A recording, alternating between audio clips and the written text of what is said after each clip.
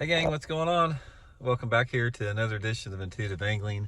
Hope you guys are all having a good day, and thanks for checking out today's video. Just sitting here in the car line waiting to pick up Elijah, wanting to get today's video out done.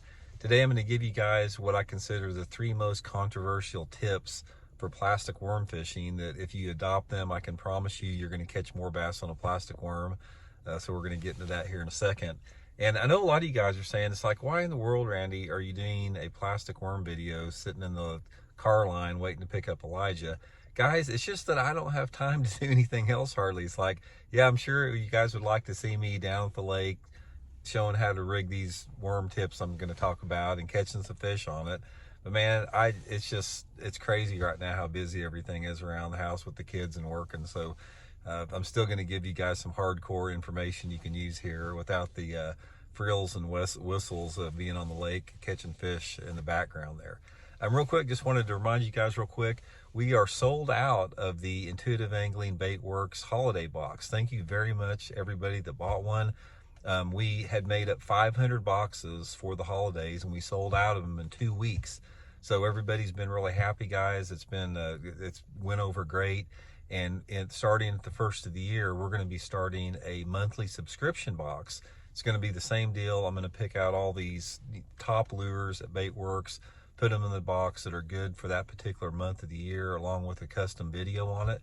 So I'll keep you guys updated on that. So much appreciated. Okay, guys, 3 most controversial tips I'm going to give you for plastic worm fishing. Now, this is something, like I said, any time that I give an opinion on a tip, I get so much blowback. People say, oh, that's not going to work, Randy, or that didn't work. I've never tried that, or, you know, you need to do it this way. I'm just sharing with you guys what works for me. I have tweaked with tackle and experimented with stuff for 50 years in bass fishing, and it's through experimentation that I find out what works best for me. After trying everything, it's not like this stuff, it's the only thing I do. I've experimented, and this is what works for me. So I'm going to give you guys 3 things in plastic worm fishing. The first thing, guys, is stop using bobber stoppers. I see that's the big trend now. You see everybody putting bobber stoppers on your weights to peg the weight there with the sinker. Stop doing that for a couple different reasons. First of all, a bobber stopper, the actual visual of it is pretty large. It's about, most of them are, you know, 1/8 of an inch long. I think they add a negative visual to the fish beyond the sinker that's already there. That's number one. Number 2 is they peg the sinker too tight against the worm. And you don't want that. You do not want that sinker staying pegged against the worm, because if that sinker stays pegged against the worm and that fish jumps when you set the hook on it and fight it, it has more leverage to throw that worm. So what you want to do is either go to those rubber peggets, or I prefer toothpick, just the old school toothpick, guys. It doesn't fray your line, and this is why. You can control how much tension or friction you put on that weight as far as its ability to slide up and down the line. So what I like to do is I like to put my toothpick into my slip sinker where the sinker will slide slowly.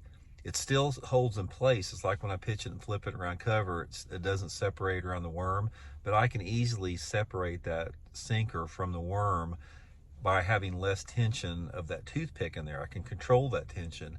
That way, when that fish jumps, usually my worm separates from the hook. I don't lose near as many fish. That's number 1.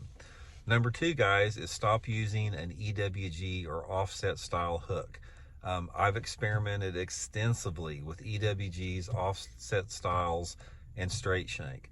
A straight shank hook is the number 1 hook for a worm as far as landing the highest percentage of bass. I use exclusively the Gamakatsu G-Finesse worm hook. Sometimes I use the heavy cover hook, sometimes I just use the regular wire, depending upon size of worm, diameter worm, and the cover that I'm fishing. But if you go to a straight shank hook, it's going to increase the number of bass that you land probably 25%. I'm not saying you can't land them on an EWG or an offset, but if you catch 500 bass, or say for example, if you get 500 bites a year on a plastic worm, you are going to land a significantly higher percentage of those bass by going to the straight shank worm. And also, we talked about this in some videos before, I don't ever hook the point of the hook back in the center of the worm. I always skin hook it on the side. You can refer to past videos to watch that. And the third the third most controversial tip is when you get a bite on a plastic worm, guys, don't reel down and just set the hook as hard as you can, like 95% of the people do. That's going to cause you to lose fish. The way to set the hook on a plastic worm is when you feel that bite, don't get in a big hurry, because those fish, if it's a decent fish, it's not going to drop that worm.